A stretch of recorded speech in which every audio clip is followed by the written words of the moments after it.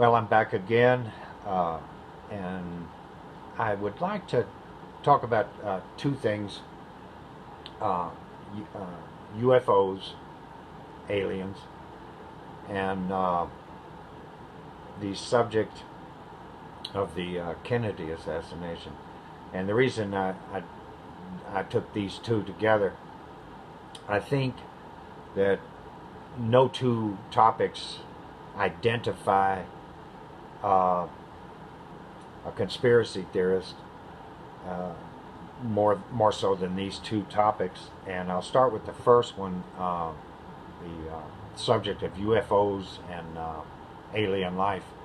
Uh, they not only are part of the definition of a conspiracy theorist, uh, the I guess the belief in them, if you will, any individual that indicates that they believe in them, or that they've seen them, or that they, even if their mind is open to the possibility that they exist, etc., they get that stigma. There's a beat in the room, and then it's not said, but man, I think I think this old boy is you know his cornbread ain't done in the middle. Yeah, there is a loony connection with this topic, and I don't really understand it, but I know it's ingrained. It absolutely ingrained. And I want to say, if I ever had met an alien and I got in his spaceship and we rode around and took a tour of the universe, and he came back and dropped me off in a cornfield, I don't know that I'd ever tell a soul about it, because I wouldn't want the ridicule. First it'd be the disbelief, but I think the bottom line, I wouldn't want to be laughed at and regarded as insane. And I guess I'd be worried that, I don't know, maybe they'd lock me up. But and I wonder, because I've read accounts. All my life there's been these reports, people, farmers, whatever, and they say they went up. They rode around. They described in great detail the experience. And these are, in my opinion, earnest, sane people, and they, of course, are ridiculed and all that. So I've never been able to resolve the that one issue. The people who actually uh, testify that they have ridden around with these creatures. Um, and it's a stigma, and it does, I know, inspire people to self-censor, and not talk about the topic at all.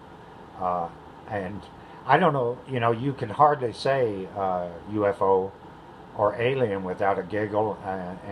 There's a there's there's a levity there. There's like there it's just synonymous, with being nuts.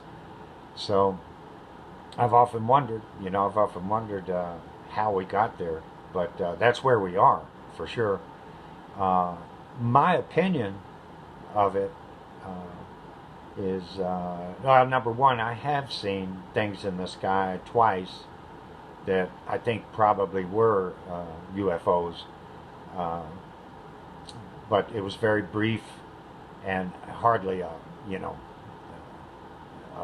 earth-shattering moment, But I have seen it twice. Things that moved in the sky in an odd way, but they looked about like little lights, nothing more than that. I never saw any detail or anything, and that's pretty much my experience. But I believe that the universe, is immeasurable. It's vast, and it's like I look at the stars and imagine each one as a sun, and each one with some sort of planet going around it, and multiply that by a number beyond my comprehension. There's a lot out there, and the idea that there's intelligent life out there somewhere, that I don't find that very radical. You know, I think the mathematical odds are overwhelming. You know, but that's about it for me. I mean, I keep my mind open, and I do empathize. I have great sympathy for people who relate their experiences. They say they have seen them and ridden in the ships, and I can't imagine if it is, you know, true, or they rode something, how they must feel, you know. So it occurs to me. And the only other thing I want to say about the ridicule, you know, the the absolute ridicule that people suffer when they talk about it, it's good to keep in mind, I think, that it is a fact that the United States government studied UFOs from the year 1947 to 1969, and they studied them secretly, and they inadvertently, I guess, it was revealed that they were indeed studied unidentified flying objects, gathered data, etc., you know, photos, maybe films. And the government also is on record as saying it had ceased the study in 1969. And then here recently, it inadvertently was revealed that the government was once again studying UFOs, gathering data and some films, interviews, all that kind of stuff. And this program, the first one was called Project Blue Book, and this one in 2012 was called Advanced Aerospace Threat Identification Program. And once it, you know, was revealed, I guess, you know, and they answered, I guess, acknowledged that they had the program, the government once again said, well, we don't do that anymore. It's, you know, shut down. And that's where we are. I mean, that's all I know.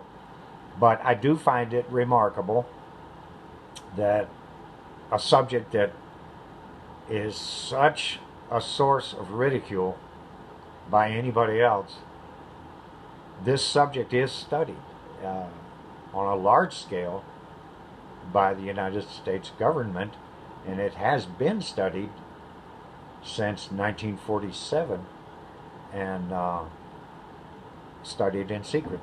So it's hard to completely condemn anyone that professes a belief in them. So those are my thoughts on UFOs and aliens. And the second thing I want to talk about is the Kennedy assassination. And once again, I think the Kennedy assassination had a great part in defining this creature called a conspiracy theorist. You know, I know that we've always had people that question official explanations, even before the assassination. But after the assassination, it really got. I remember it. I remember it was going around. People had a problem with the official explanation. It was in the news, that kind of thing. And I guess it got traction. The idea that you know, maybe the government's not completely truthful, you know, that kind of thing. And so anyway, it's not like a UFO, but usually if you say something about the Warren report or the assassination, there's usually a beat in the room, and they're like, oh boy, yeah, I don't know, you know. So anyway, I wanted to mention it. I've got something written down here. Just give me a minute. I had this. Okay, yeah, I got it. I wouldn't want to get into it, but I guess keeping it very capsulized. I view the Warren Report condensed. You know, this is just a real short version. Basically, Lee Harvey Oswald acted alone. End of story, end of sentence, you know, done. And I have to say that I've never accepted the Warren Report. I've always had lots of problems with it, but just that one sentence, if you condense it, and that's it, and we'll leave it at that, okay. The only, and I got to say this, there is a lot of circumstantial evidence to support that President Kennedy was murdered by Lee Harvey Oswald, who acted alone. End of story. There's a lot to support that. Anybody that says that, I wouldn't argue. It's there. Here it is, though. Here it goes. I got to say this. The evidence. There was a thing called the Kennedy Act, and it basically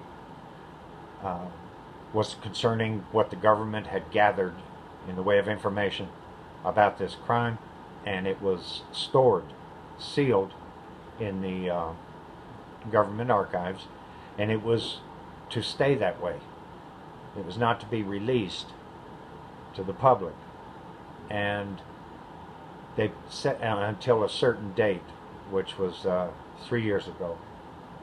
They had scheduled a release. Well, when that date came, our president met with the appropriate people, and there was, a meeting. And long story short, the rest of the information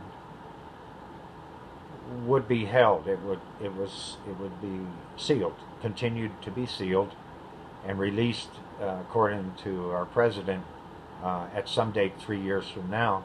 And that's where we are with the government's information about the assassination of John Kennedy.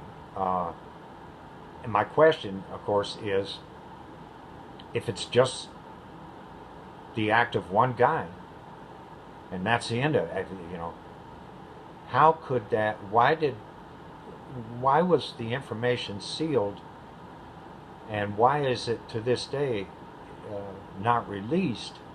Now, the archives, the federal government archives, describe the reason for withholding the information, and it goes, it says the information can be withheld if the President of the United States certifies that continued postponement is made necessary by an identifiable harm to the military, defense, intelligence, law enforcement, or conduct of foreign relations. Then it can be postponed. And it was. And then it goes on to say, and the identifiable harm is of such gravity that it outweighs public interest in the disclosure. Well, that's been done. And I go back to my question, if it was just some guy, as they say, just some guy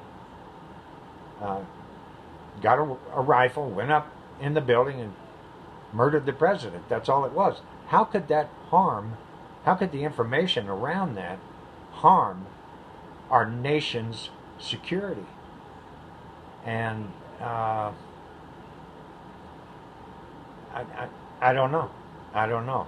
But on this day and at this hour, it has been 56 years since the day Kennedy was murdered, and it has been 3 years past the date that the information surrounding this was legally eligible to be released. So, that's where we are with that. And I'll shut up about the Kennedy assassination. That's all I got to say. I'm out of here.